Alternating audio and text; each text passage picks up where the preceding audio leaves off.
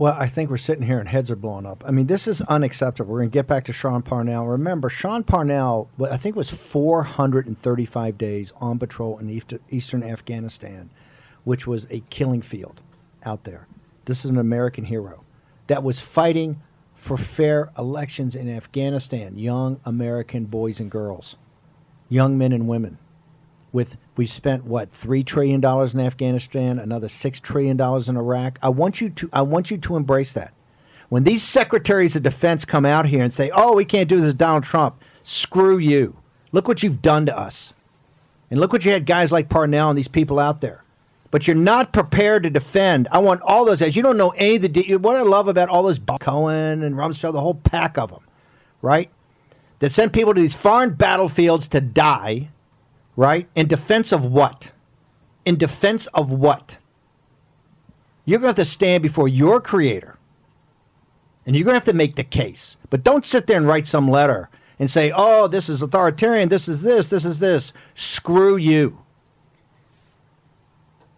This is outrageous. A guy like Parnell that gave up everything for his country, he's in it trying to run for Congress, and you're coming back with these types of numbers. You don't have the common courtesy to do it before you certify, and you wonder why Donald Trump's mad and the deplorables are mad and they're trying to defend the Constitution. We're never going to back down from this.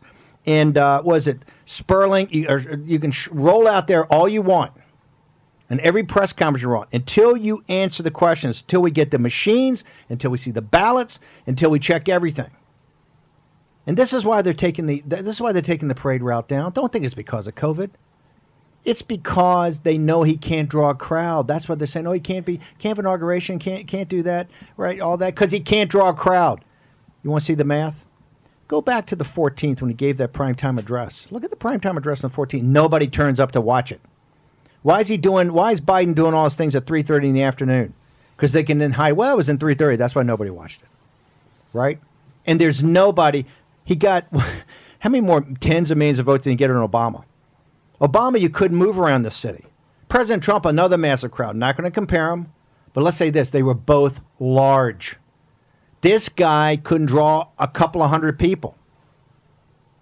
And you expect us to sit there and these defense secretaries that are one of the reasons, you're part of the apparatus, you're one of the reasons that Sean Parnell had his men out in eastern Afghanistan for 400 days and kids getting killed and kids getting blown up and guys coming back here with no arms and no legs and and PTSD and all of it. And you have the audacity to send a letter to say, "Oh, yeah, this is authoritarian, this is totalitarian." Hell with you. Look what you have to be accountable for. Don't believe me? Go to the Washington Post. Go to the Washington Post and read about all the lies. The Washington Post. Go read about all the lies they said about Afghanistan. Go read the 9-part series, not in Breitbart, not in the War Room. Go to the Washington Post and see all the lies they told then. The American people. And how many tens of thousands of dead and wounded we have in $9 trillion of our wealth. What would this country be like if we had spent $9 trillion? If we had spent that $9 trillion, just think about it. By the way, I was a naval officer. I'm not some radical, let's all have a group hug. What did the ancient Romans say? If you want peace, prepare for war, right? I'm all for that. I'm down with that. My daughter's a West Point grad, 101st Airborne. She served her time in Iraq. I was in the Persian Gulf and all those places, right? We're just junior officers, right? We're just grundoons. But don't have these high and mighty defense secretaries. Oh, the 10 defense secretaries. Hell with you. To hell with you. You're going to have to answer for all this, and now you're in our face. Ask Sean Parnell. Ask Sean Parnell's men who had to serve over there for free and fair elections in Afghanistan if they thought the elections in Afghanistan were fairer than they were in Allegheny County, Pennsylvania in the year 2020 of our Lord. Okay, I want to now go to Georgia, back to another festering sore, the state of Georgia, right now. Because the good people of Georgia can't get their elected officials. And here's what's so galling about it. They're Republican. I got it. And the Democrats are laughing and smirking. And laugh and smirk they should. Laugh and smirk they should. These are Republicans. These are the people that you out there in the audience you rang doorbells, you knocked on doors, you gave money, you went to rallies, you worked phone banks, you did it all. Okay? I want to go now to Ben Bergquam. We've had Ben all over the country, Real America's Voice, done an amazing job. Ben, this is one of the, I think, most important political gatherings President Trump has ever had in his history in politics. Put us in the room tonight in Dalton, Georgia. Well, you're exactly right, Steve. The feeling that most people that I've talked to here have, it's a combination of a pit in their stomach, sick to their stomach, and just all-out rage. There is a feeling in this country that we have spent trillions of dollars on other people's elections. I mean, look at what they did in Afghanistan. You had people lined up for days to get a purple thumb to show that they had voted, and yet in America, we have these Democrat anti-American leftists that have decided to destroy this country from within. And when we go out and ask the questions about it, when President Trump goes out and asks the questions and wants to get to the bottom of it, he's called a traitor. The very people that are calling President Trump out for that conversation, the post-release, are the traitors themselves. And I think the American people are seeing it. We've got thousands of people out here. They're fed up with it. They're going to show up. Most of the people that I spoke to today have already voted. They did early voting for Loeffler and Perdue. But they still see what's happening here in Georgia, what happened to President Trump, and the fact that they continue to deny what is right in front of all of our faces. Massive voter fraud. It is outrageous, and it is enraging to most of the people that I'm talking to. So the whole world is kind of hanging on what's going to happen because divided government, quote unquote, means something. But I keep saying, hey, President Trump's going to win the presidency. It's not that divided. We're good. We're good. You're right. We're good. So it's important to win tomorrow, right? But President Trump's going to win the presidency. So, take a deep breath here, right? This whole divided government thing. But what do you find the base? Because this is the hardest core of the Trump base. Are they going out? Are they walking precincts? Are they knocking on doors? Are they bringing people out to vote? Because tomorrow, Ben, Richard Barris and other smart guys are saying, hey, you need 1 million people to show up on game day on a cold January in Georgia to make this thing work. Are you feeling that intensity for these candidates? Absolutely. I spoke to a group that had driven down from North Carolina. They were a church group of 20 individuals that have traveled all over the country, but they focused here in Georgia the last month, and they are on the ground knocking door to door to door. There is a sense, a real sense, like you said, we believe President Trump won. There's no question about it. We believe he's going to win, but in the end, the Senate, if the fraud sticks, if they get away with the steal, we have to hold the Senate, and there is complete understanding of that. What I continue to hear as well and continue to say is we have to outvote the fraud. I mean, that's the bottom line. We know it. We know the Democrats cheat. The only way they win is if they lie and they cheat. That's what they've done for the last 20 plus years. We have to outvote that fraud. And in Georgia, the stakes couldn't be any higher. People get it.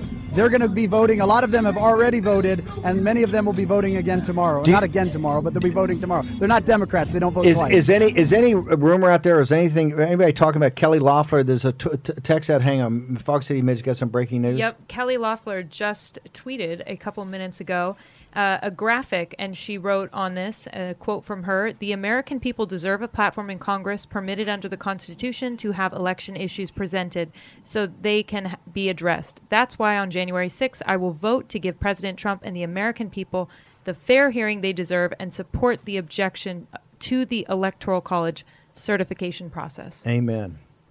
Kelly Loeffler. If it was appropriate, I'd do it like a socially distanced hug right now. It took Kylie Kremer in the war room to close the deal. How do you feel now? Well, I actually think that she should have been listening all along when we were calling out for her outside the Capitol in Georgia to come and join us when we're holding Stop the Steal protest down there. But I'm glad that she's changing her tune. And it's people just like my 70-something-year-old grandmother who I called to ask her if she wanted to go on the March for Trump bus with us throughout the country. And she said, "Honey, I can't. I'm knocking doors for Kelly Loeffler." And I was just so proud. So it's really to all the constituents there in Georgia that she's doing right by them. The most telling thing about this whole of it for me is if Loeffler and Perdue win tomorrow, and let's hope that they do, there's only going to be one reason that they win. Amen. It is going to be because Donald Trump, Amen. despite all the slings and arrows that he is taking from his enemies, and without them even holding up a shield, he's going to go down there and ask his army of supporters to do him a favor and vote for them. They should understand this. Amen. It is Donald Trump that will decide this election and whether or not his army still has enough fight left in them to make it happen. Ben Bergquam back in Dalton, Georgia. Does the crowd understand what Jack Maxey just said? Is there intensity? What's the intensity? What's the urgency like among this crowd, this massive crowd tonight? 100%. They get it. President Trump is the only guy that has been fighting. If it weren't for President Trump, this country would have already been gone. We've been given a 4-year, and I pray to God we were given an 8-year reprieve against the enemies within that have been fighting, many of them Republicans, weak-kneed, lip-noodle Republicans. These people get it. The people behind me get it. The people on the ground, the people that love President Trump, they get it. And that's why they love him. Because he fights for you. He fights for us. He fights for this country, while all of these weak-kneed politicians that tickle our ears with things that they think we want to hear continue this nonsense. President Trump is the guy who's done it for 4 years while the arrows have been going through his back. It's sickening. And while many of the media surrounding me continue to lie, President Trump continues to fight for this country, and the American people, the patriots of this country, they get it. Ben, what's your Twitter handle? How do people get to you? Ben Bergquam from Real America's Voice, been all over the country for us. He's been in Georgia. He's been out in Phoenix, Arizona. He's been everywhere. How do people follow you during the day? At B Bergquam on Twitter, Frontline America, if you look up that. But again, Real America's Voice News. You can find me all over. So, Ben, good. We'll hope to get to you. later. I'll see you guys in D.C. Good luck. Look to you in the March.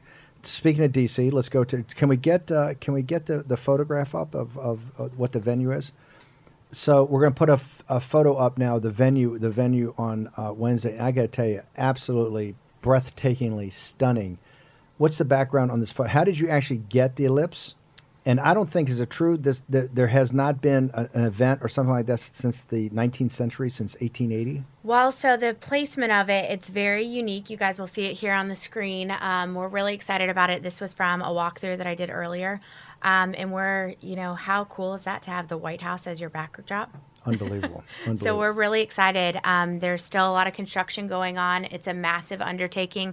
National Park Service has really stepped up and helped us get this pushed through, because usually an event like this at this specific location takes 6 to 8 months to plan. Okay. And it's incredible, because if you look on that photograph, I think most people wouldn't realize at a glance, you can see the White House in the distance. Yes. It's unbelievable. A beautiful It's setting. wonderful. From the ellipse to the South Lawn to the White House. Truly historic. Okay, and speaking of history, 7 o'clock, the gates are going to open. 7 a.m. 7 a.m. starts at 9. President of the United States, as we know right now, tentatively at 11. He's going to come up and address the nation.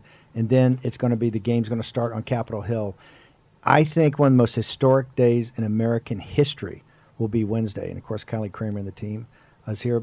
Fog City Midge will be there live and in person. Okay, we're going to take a short commercial break. We're going to get back with Sean Parnell in Pennsylvania about the steal there. Boris Epshteyn, hopefully Judge Louis Gohmert.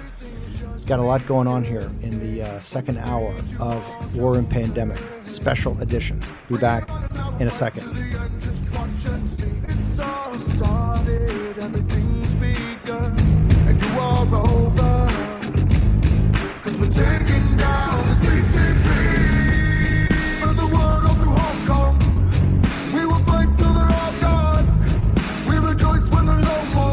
With Stephen K. Bannon. The epidemic is a demon, and we cannot let this demon hide. War Room, Pandemic. Here's your host, Stephen K. Bannon. Welcome back to War Room Pandemic. You got breaking news out of Georgia? Yeah, WSB-TV in Atlanta is reporting Secretary of State Brad Raffensperger says he will discuss the phone call he received with President Trump last weekend with the Fulton County District Attorney and State Election Board to determine if the president broke any laws. Okay, and we ought to get, I want to know where the Secret Service is about recording the Commander-in-Chief of the United States. By the way, on the Espionage Act of 1917 and also the executive order signed in 2018 that made elections national security issues. Okay? That's what we need to do. I understand there's a new U.S. attorney in northern Georgia. He just resigned today. That was not by accident. There, no conspiracy, but there are no coincidences. I'm sure he was fired. Okay, it's time for these guys to get on point. They got to get back. They ought to take these machines. They ought to get to the shredded ballots. And look, I'm not even a machine and a shredded ballot guy, as you know. Not my deal. That's the free option of Dominion, right? I'm just for the math of what they stole in the phony votes, the phony ballots, right? The no chain of custody. You pick up the Georgia Star every day. It's got one day after the other, after the other, after the other. Okay, before I get too worked up back in Georgia, I want to go to Pennsylvania. I'm really going to get worked up. And here's why. Here's why. This is why this country's in this situation, right? With this globalist. You had Sean Parnell, some kid from Western Pennsylvania, kids from all over America of every race and gender, religious belief. They're young patriots. This young generation are all volunteers. They're all volunteers. And what do they volunteer? To defend their country in this age of Islamic radicalism. They were all young kids when 9/11 happened. Right? I think my daughter, I don't know, she was like 8, 9, 10 years old. All saw it. All volunteered. What did they do? They went to foreign battlefields. To do what? To protect the rule of law, to protect the consent of the governed, to protect democracy. Okay? That's what we're told and sold. Those 10 secretaries of defenses. And it turns out the elections there had more monitoring and more scrutiny and more people looking out for it because of the Sean Parnell's war. But Sean Parnell comes back to the Commonwealth of Pennsylvania. Yes, that would be the home of Liberty Hall, and it'd be the home of Valley Forge, and it'd be the home of Gettysburg, right? It's the home of all that. And he's out in Western Pennsylvania. And how many people is Western Pennsylvania send to Normandy? And how many dead in Western Pennsylvania in these foreign cemeteries? But Sean Parnell runs for office, and Parnell's about to walk us through what that election was in the year 2020.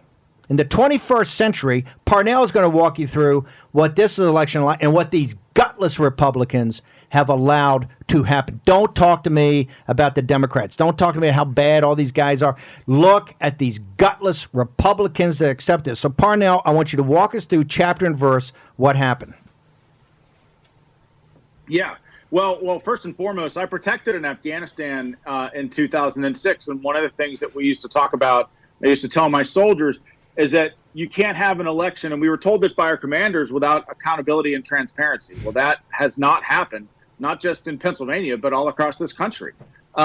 In Pennsylvania, we commissioned an audit of the vote tallies using the SHORE system. The SHORE system is Pennsylvania's only official voter registry database. And we found that there was a 63,000 person voter deficit in my district alone, 120,000 voter deficit in Allegheny County, and 200,000 statewide. Now, a voter deficit simply means more votes counted than people who actually voted. And it is illegal. It's against PA statute to certify an election at the precinct level, at the county level, or at the state level with those numbers not being reconciled. And as I mentioned in the previous segment, anybody with a shred of common sense, that makes perfect sense. You can't certify an election when there are 200,000 plus more votes than people who actually showed up at the polls. Just simply can't do it. And Steve, this is just the tip of the iceberg. And we found that there not only was there a significant voter deficit, but left-wing groups were granted administrative access to the SHORE system. That's unprecedented, right? Not just administrative access, they were given the ability to grant sub-access to other left-wing groups that could help solicit mail-in ballots. Like, for example, like people in the state of Pennsylvania, do you want radical left-wing groups having your voter demographic information, where you live? Do you want them having capturing your signature data? Well, they got it, and they were granted access from the Secretary of State in Pennsylvania. Perhaps one of the most disconcerting things is that there's a public website for the SHORE system. It's called the Election Data Map, right? Now, there is election data on every county in the state of Pennsylvania. It's publicly available. It's supposed to be publicly available by law 24 hours a day, 7 days a week. For Allegheny County, in the general election of 2020, it was manual from that website. Why? Why?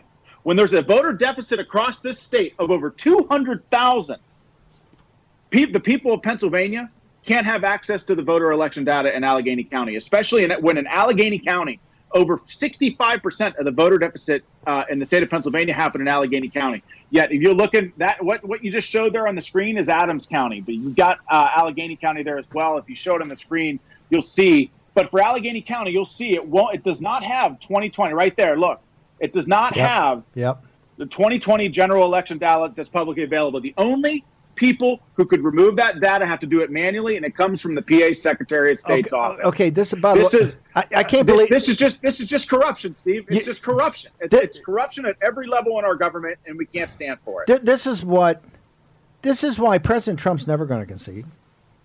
President Trump is never going to acknowledge Biden's steal. It will never happen, ever, ever, ever.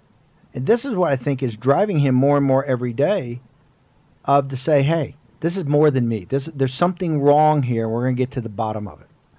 So, Sean, tomorrow, just randomly, the Pennsylvania legislature comes back. These are the guys that skedaddled on November 30th because, hey, we got a vacation for the holidays and Christmas and Hanukkah and all that. We got to go. So now we're still here, and they're back. So please tell me, Sean Parnell, please, our audience needs to hear from you that the first order of business of Cutler and Corman, their first order of business is to get to the bottom of this, is to have hearings, to gavel themselves in, take their oaths, right, and then gavel themselves in, and then immediately say we're going to have both a House and a Senate hearing in one body, hear all the evidence, and we're going to talk about decertifying the Biden electors because there's something wrong here. Please tell me that's happening tomorrow. Well, I hope that it happens, and I know that there are state representatives like Frank Ryan, Doug Mastriano, Valerie Gatos. They're all on board with this. They've got my report. It's concerning. They're going to raise the issue tomorrow. And here's the deal, Steve. You know what Allegheny County is going to say, and what they have said is that there was a pandemic. We were inundated with mail-in ballots. We haven't had a chance to update the website. But here's the deal: if that's the case, then how do you certify the election in the first place? They certified the election on November 24th. If you know you've got a ballot deficit of 6 figures, then how do you certify an election until you've reconciled that data? You can't. It's illegal. It's against the law. And it's time for people in the state of Pennsylvania, Republicans and Democrats, to stand up and honor the Constitution, honor the oath that they took, and defend free and fair elections, not just in the Commonwealth of Pennsylvania, but all across this country. People have to listen to Donald J. Trump tonight. This is Eastman and Rudy Giuliani and the President of the United States. You get into a lot of the constitutional questions, everything like that. But one of the things they get back to is these elections have never been lawfully certified. And Sean Parnell in Allegheny County in western Pennsylvania is Exhibit 1. So, Sean, we got to bounce. And by the way, author of one Outlaw Platoon. If you've got a young son, or in some cases a daughter that's thinking of volunteering, you've got to get them this book.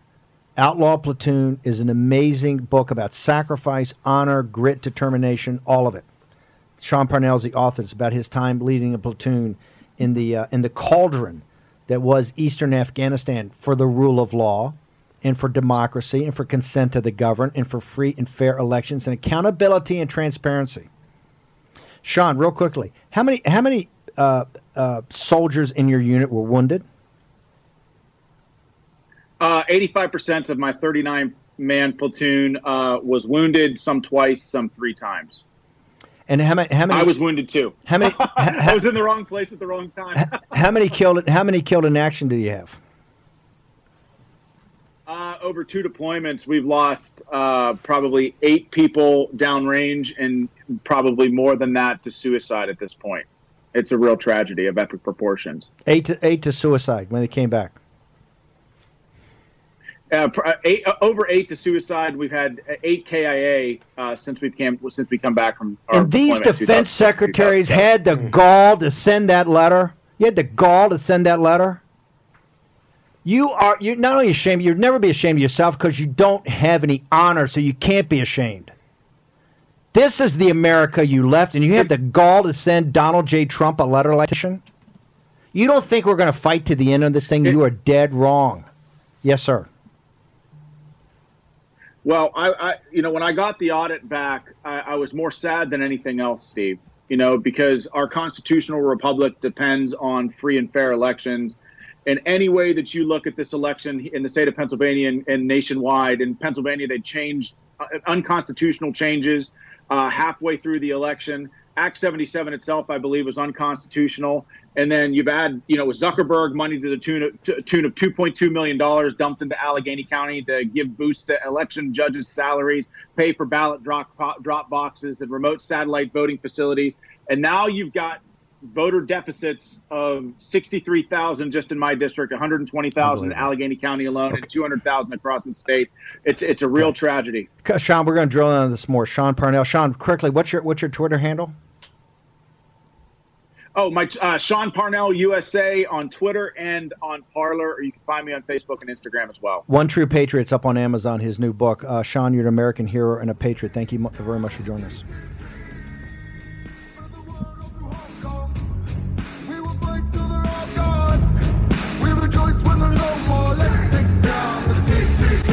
War Room Pandemic with Stephen K. Bannon. The epidemic is a demon, and we cannot let this demon hide. War Room Pandemic. Here's your host, Stephen K. Bannon. Oh, here's what the scumbags in Pennsylvania are hiding from, just so you understand something, right? Let's have a partners discussion. They're hiding because they don't want to expose what they did on Act 77. This is the deal they did to cut Trump loose, to have no down ballot, right? The ballots weren't tied to each other. That's what the Republicans got. The Democrats got this loosening up of absentee ballots. And then they allowed the radicals at the state government level, they're all left-wing Democrats, to start to change things in the courts, and they never fought back. They never fought back. Because you know why? The establishment wants Donald Trump gone, right?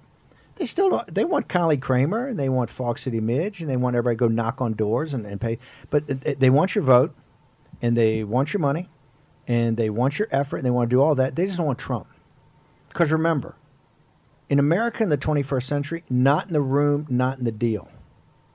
And Donald Trump not just put you in the room, he gave you a carnivore at the head of the table. Okay? Was his first term perfect? No, it was not. Was it 1,000 times better than anything we've had? Yes, it is. And look at those other 10 secretaries of defenses. And I'm the most pro-military guy in the world, right? Daughter, whole family, all served as junior officers, all grundudes, and my kid brother's a Navy pilot, married a Navy nurse, got nephews that have served as enlisted people. We're just grundoons. But I got to tell you, if those guys had a track record over the last 25 or 30 years, had a track record of greatness, I might be able to accept the letter. If you look how you left the military in the shape it was in, and all you need to hear is Sean Parnell say one thing, the buried lead. Oh, I lost 8 killed in action. I lost 8 more after I got back here from suicide. Right? The blood's on your hands. The blood's on your hands. Donald Trump's had, the only shooting thing Donald Trump got us into, besides taking a couple of leaders, had ISIS destroyed with guys in the thing. The only thing is when you lied to him and he did the missile strike in Syria, and everybody in that room, in the Situation Room, it was Stephen K. Bannon that said, "Hey, I don't think you got the receipts. I think these are, I didn't want to say lies. I just don't think we have enough information. Don't think you have the receipts." Turned out Stephen K. Bannon was right. You guys were wrong. And then in Afghanistan in summer 17, everything you told him was a lie, not a miscalculation. It was a lie. You lied to his face consistently about the budget, about what we control, about what it was going to take, what the casualties was going to be. These were not miscalculations. People make miscalculations, right? These were lies. I think we're in our 17th year. What I asked is, let's go back. I want to see every presentation. I gave periods of time given to the commander-in-chief in that very room, in the Situation Room. I want to see the presentations. Oh, couldn't find him. Finally, I said, I'll go to the National Archives and dig them up. But you're going to show them to me. I'm going to see them. Because you told every guy here the same lie. Oh, in 18 months. In 18 months, we're going to turn this around. 18 months is going to be better. Well, how many 18-month periods have we been there? How much blood have we lost? How much treasure have we lost? And you have the audacity and the gall to send a letter out like that? This is why there's so many veterans in the Trump movement. We despise you. We detest you. And the reason we detest you is those 8 suicides, right? And what we're coming back with Afghanistan, in Iraq, are those victories? Well, I tell you, if you think they're victories, ask the parents of the 8 suicides. Ask the parents of the 8 suicides. This generation is as great a generation as their grandparents, the greatest generation. Remember, their parents were drafted into it. There weren't the truth. A lot of people signed up after Pearl Harbor, but a lot of them were drafted. Okay, and they admit that. They didn't have a choice, but they were in for the fight. They got drafted. They went. They fought heroically against all odds. Beat Japan. Beat Germany. Beat Italy. These kids are all volunteers to 100%. Remember those 8 suicides. Put that letter to the 8 suicides to the letter and the $9 trillion. And what this country, what kind of paradise this would have been with the $9 trillion. What would have East St. Louis looked like? What would Baltimore have looked like? What would Detroit have looked like? What kind of manufacturing renaissance could we have had who put the $9 trillion of investment money in the United States of America for working class people? But no, the globalists had to have us all over there. And here's what they want. They're your kids and it's your money. They want you to be a cog in the machine, to not get fully paid because the slave labor in China has got to drive the poor slaves in China, got to make the system work. Right? So you're underpaid. They want you to shut up, send your kids to foreign wars, and pay your taxes. And this is why they hate Donald Trump. They hate Donald Trump because they hate and detest you. He's in the room for you, and that's why he's despised. And by the way, that's why he must be destroyed by these people. To the fact that they don't care what they do to steal this, and this is why it's a wound that will not heal, and they have to understand this.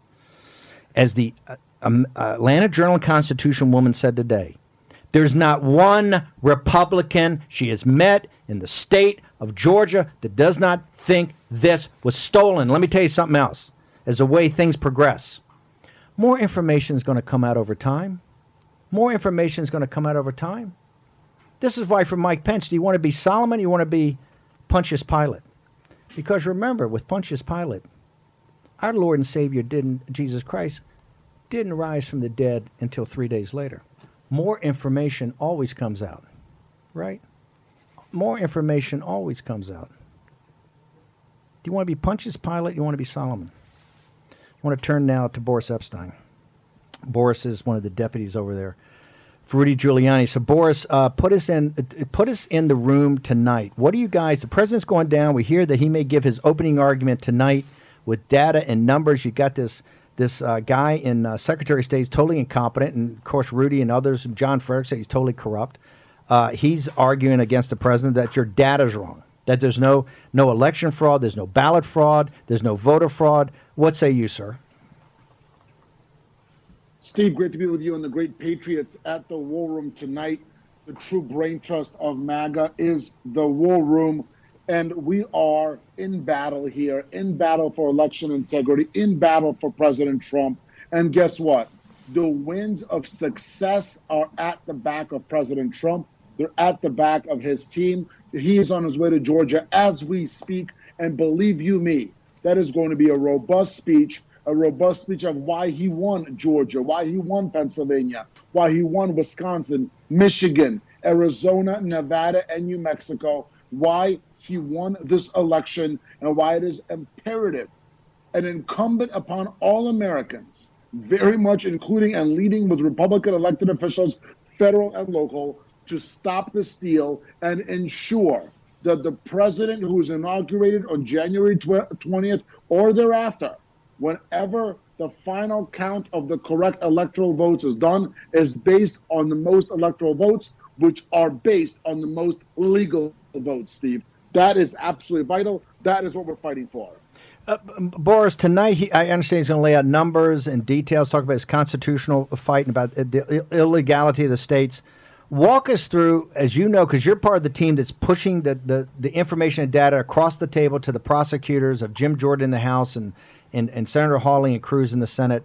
Where do we stand in that process? Where do you stand in actually doing the transfer and making sure that those teams that really haven't spent the detail that you and Jenna and Rudy and the rest of the team have spent now for weeks and weeks and weeks and weeks?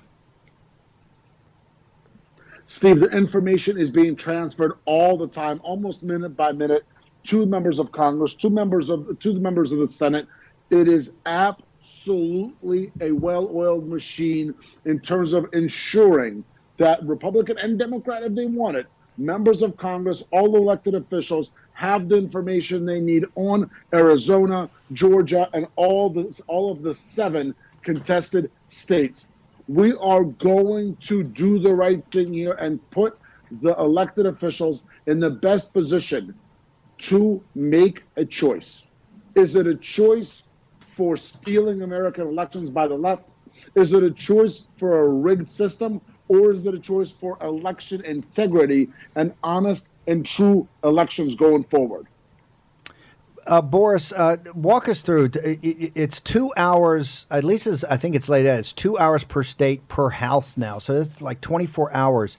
Do you anticipate right now, I know you have more than enough material, but do you think that it'll take up the whole 2 hours? And have you heard, is Nancy Pelosi trying to change any rules so there's any limitation to the exhibits, to the math, to videos, to any evidence that you want to show on Capitol Hill in the House and the Senate on Wednesday?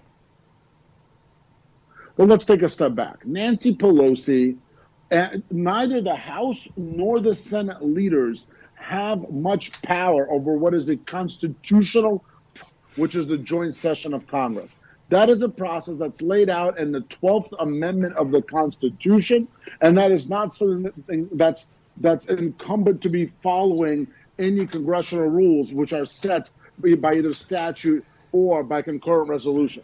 So this is a different situation. Think of this almost as an impeachment situation where there is a presiding officer, be it the president of the Senate, which is the vice president, or the Chief Justice of the Supreme Court. This is a different type of session, and that is constitutionally prescribed. Last question. The controller of the election today, Roethlisberger, didn't show up, but his deputy did. And he essentially said that not just the president is a liar, but the Rudy Giuliani, his staff, the numbers are wrong, the information's all false. You really were very misleading about the tape. You got about a minute and a half. I want you to respond to his today, really calling you guys out that the information is either misleading, wrong, or dead wrong. Well, I'm not sure where Mr. Sperling is getting his information, but the information that we have has at least 790 confirmed dead people voting, indications of over 66,000 juveniles voting, over 2,500 felons voting, 4,500 unregistered voters voting twice, and then over almost 400 people voting twice in Georgia. Let me go through those numbers again. Almost 800 dead people confirmed voted in Georgia, over 66,000 juveniles voted, which if you believe that, I've got 10 bridges in the country to sell you at least. Those are fake ballots in my understanding.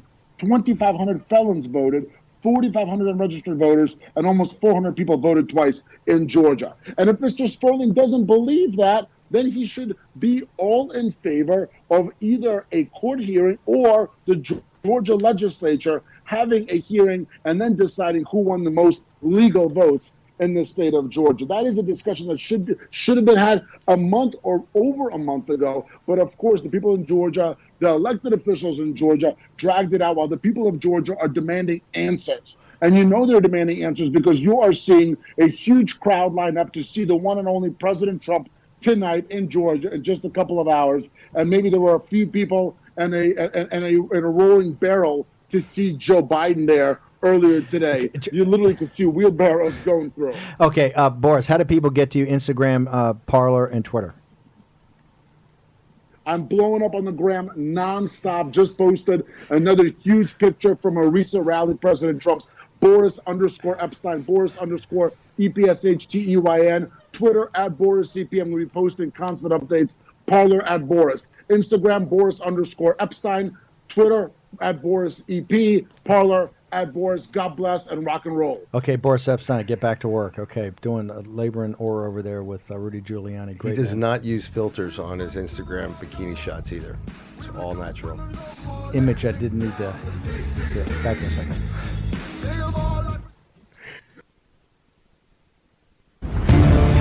War Room Pandemic with Stephen K. Bannon. The epidemic is a demon, and we cannot let this demon hide. War Room Pandemic. Here's your host, Stephen K. Bannon. Okay, this is why the president's going to lead with the evidence and the numbers tonight, I believe, because you look at the New York Times. So this is the biggest story in the world, right? The on tape, Trump pushes Georgia to find votes. Now we know where the illegal votes are, but if you got all these poll quotes, right? You got huge banner. I mean, it's like the end of the Vietnam War. I mean, there's a whole front page. It takes up everything. If you notice one thing you don't have in here is what we had at the start of the show 2 hours ago. The president's voice on that phone call talking about the math, talking about the evidence, the hard facts. And you have a Secretary of State in Georgia doesn't know anything. He's, in fact, the only data he gives out is a lie. There's only 2 dead. No, sir. There's about 10,000, and they've already got 5,000. They can show you hard now, but 800, they'll give you the names, the dates, and the locations of their death, okay? That either died before they voted or died and then voted. So you take your pick, but either way, the votes don't count. So there's not one number on this page, and why is that? Because the propaganda they've spun is that, it's baseless and there's no evidence. Remember, they put that in the headlines, not baseless, no evidence. There is overwhelming evidence. And Donald J. Trump, the 45th president of the United States, is tonight going to start to lay that out and force people to cover it. This is the great thing about Wednesday. And it's going to start. It starts tomorrow with the Steal the Vote guys. Everybody around town will talk about that. It's going to be amazing. People all over. And then on Wednesday, Amy Kremer, Kylie Kremer, and all the team at Women for Trump and March for Trump right in front of that beautiful, stunning shot on the South Lawn all the way down to the ellipse with the beautiful White House in the background, a historic location.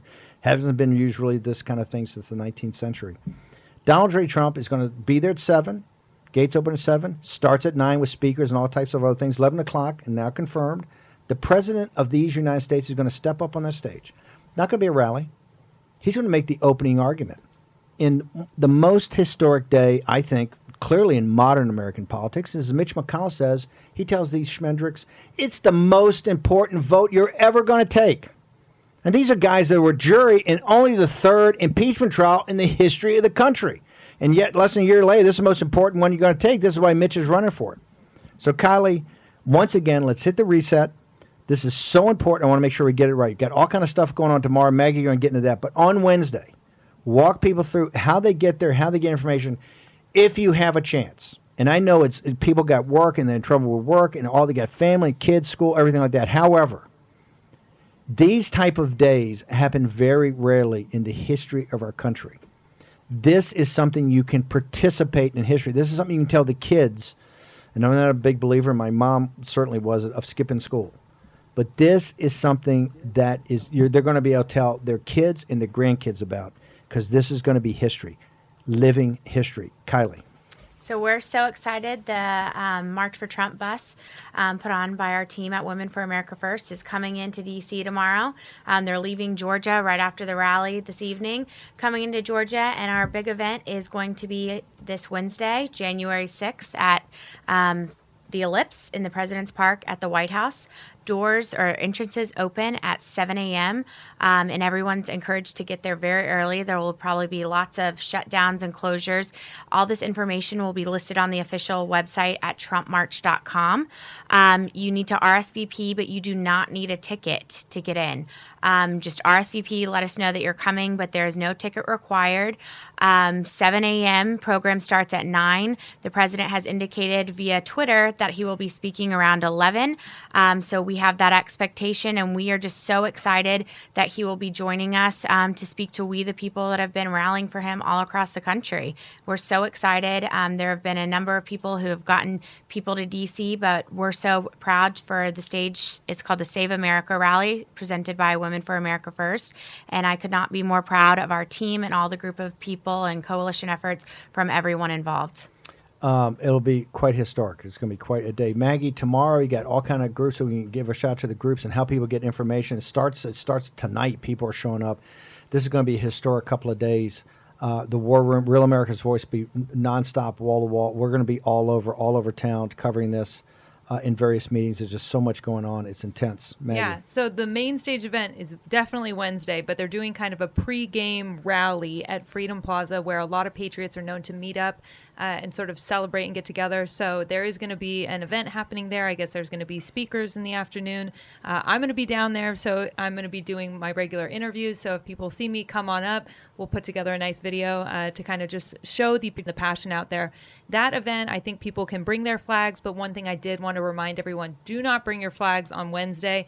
They're not going to be allowed if they're trying to see the president. So flags and those types of things can't get into the ellipse. It's got to be pretty high security. Yes, and the official list of prohibited items will be at TrumpMarch.com, along with location details that you enter on Constitution Avenue between 15th and 17th.